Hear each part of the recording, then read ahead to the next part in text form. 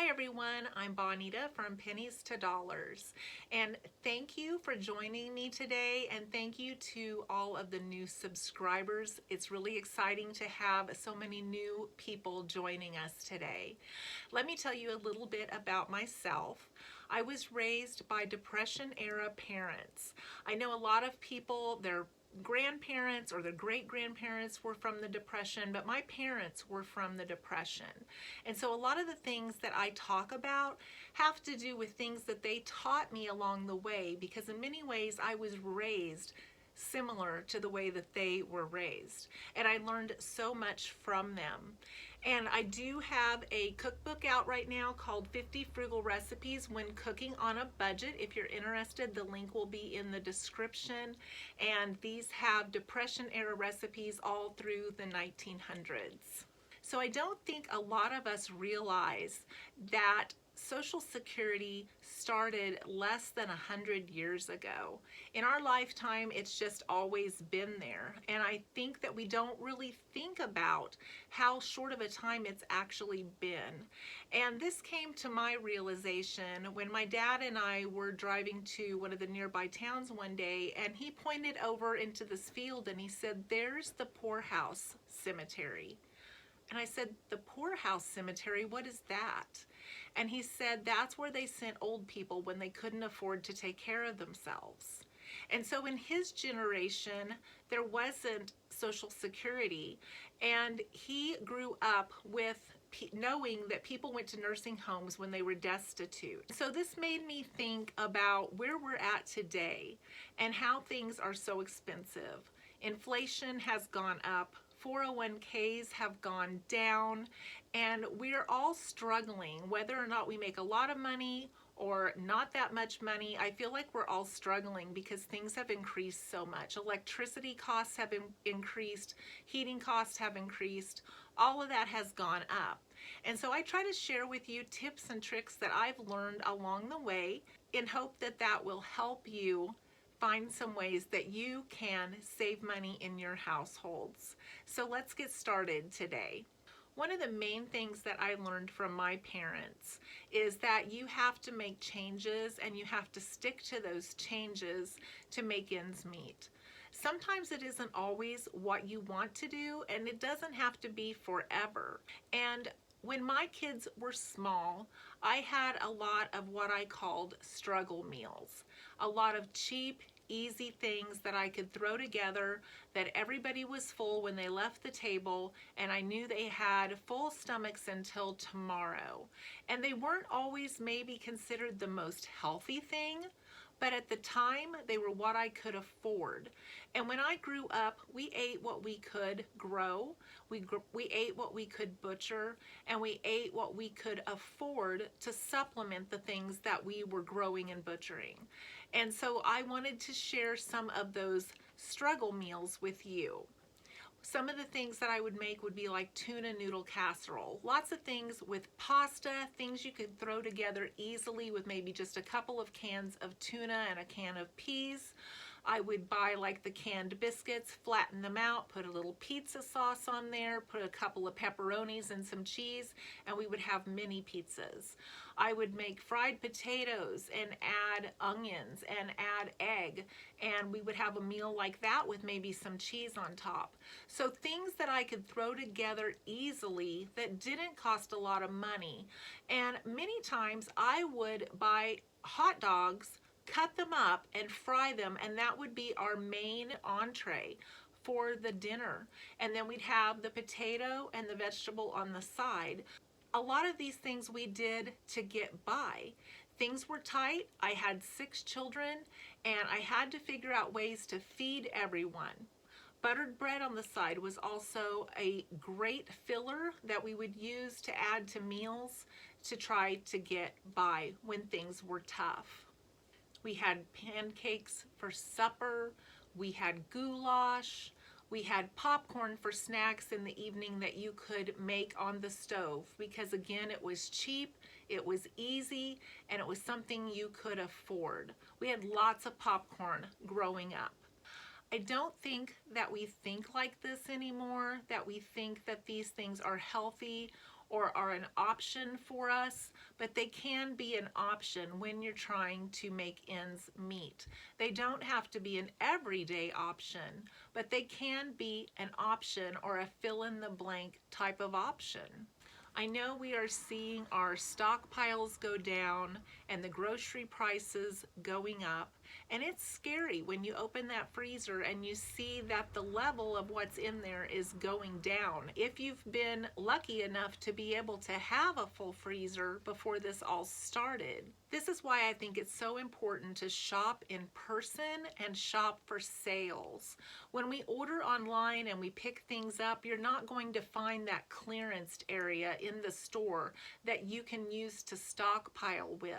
We go and look and happen upon these sales, and then we grab things and freeze them up so that we can get by until the next time we can find some things on sale. You don't have to feel guilty or feel bad that you're feeding your family struggle meals. It is something that you should not be ashamed of, because you are still feeding your family and you're doing what needs to be done to take care of them.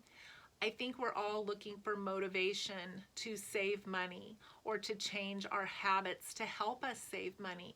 That's probably why you're here today, is hoping that you can learn some new tips and tricks to try to save money in your household. We're all looking for ways to cut expenses to get by. So when you're cooking, look for less ingredient meals. Look for things that have a lot of the spices that you have on hand to add to the flavor of whatever you're making. And look for things you can use up and throw together. Some of the best meals that we still use today are things that I threw together in a pinch because we didn't have anything that I thought I could make. And I would figure out something to throw together, and the kids will still ask for these things today. It's really hard to mess things up when you have good ingredients that you are putting together that you know will work. When I grew up, we just washed towels once a week. We used the same towel for a week, and we didn't bathe every single day either. We did things very sparingly as we grew up. And I think we have gotten so used to the convenience of showering every day, washing our towels after every bathing. We've got ourselves convinced that some of these things aren't sanitary, that some of these things are not things that we would allow our families to do. But when we're looking at trying to keep a roof over our head, trying to keep our heat on, trying to keep ourselves fed, some of these corners can be cut, and it doesn't mean that they're not sanitary. I have lots of people remark on my TikTok and on my YouTube that they still just wash their towels once a week. No one's died from that. It's okay. And my family, we still do that here. When I grew up, I didn't think everybody did that. And so when I became an adult, we started washing our towels after every single use. And then I realized that a lot of people still do it that way. My husband and I probably only wash 2 loads of laundry per week. And that makes a huge difference when it comes to being able to save time and save money. And it's easier on your clothes to not be washed so often. So don't feel bad if you find some areas that you can cut corners to save money in your household. Not everyone needs to know what you're doing to do that. We have to get through the winter, don't we? We have to get through the holiday season. And with all of this extra stress of what things cost, it's putting pressure on us already to try to figure out what we're going to do and where we're going to cut corners. Our minds are powerful things, and a lot of times we get stuck on autopilot. We start doing things and they just quickly become a habit, and then we just continue to do them, and then we forget there was ever any other way to do them in the past. And I think that's what Amazon and some of these places count on. They know that if you order from them a time or two and the convenience of everything coming to your door, that even if it costs a little bit more, you're just going to continue because now it's become part of your autopilot normal daily routine, which is good for them. But you're not going to find those sales that you happen upon by continuing to do some of those autopilot things. When I grew up, the basics are what we had. The basics are what we got for Christmas. I got a new doll, I got new socks, new underwear, and I was always excited because I didn't know what that doll was going to look like. But we didn't get things in between times. We didn't go out and buy things because we thought we needed them. If we needed them, we still waited. We had lists of things that we needed and we waited. And then those were the things that you asked for when the next holiday or the next birthday came. And that may be some things we need to work back into our thought process to wait. Even if we think we need it. So often we will convince ourselves if we need it, it's okay to go buy it anyway. But when I grew up, we just didn't go buy it anyway. We still waited. Sometimes it feels like we can't think our way out of the situation that we're in. But the mind is powerful. We can think our way out. And there are so many ways now that people can get assistance through Medicaid insurance, through food stamps, through the United Way or church pantries.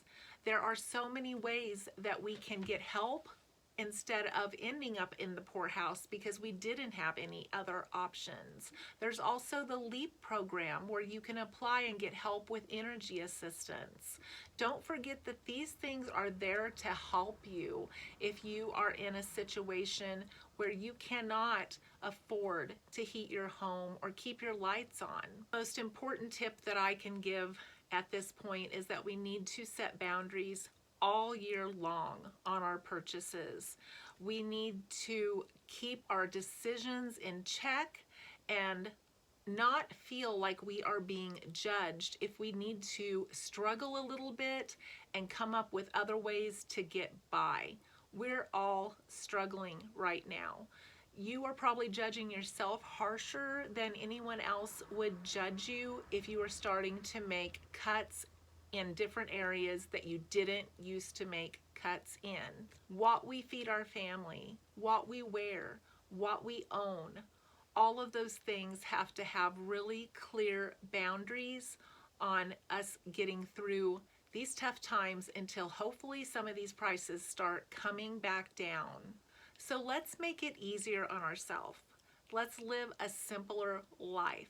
Let's not put so many expectations on ourselves while we are trying to get through to the next paycheck or to the next holiday or through the next season. I am so glad that you joined me today. Please put in the comments any of the things that you do that are tips or tricks to get by when you are struggling. Have a great day.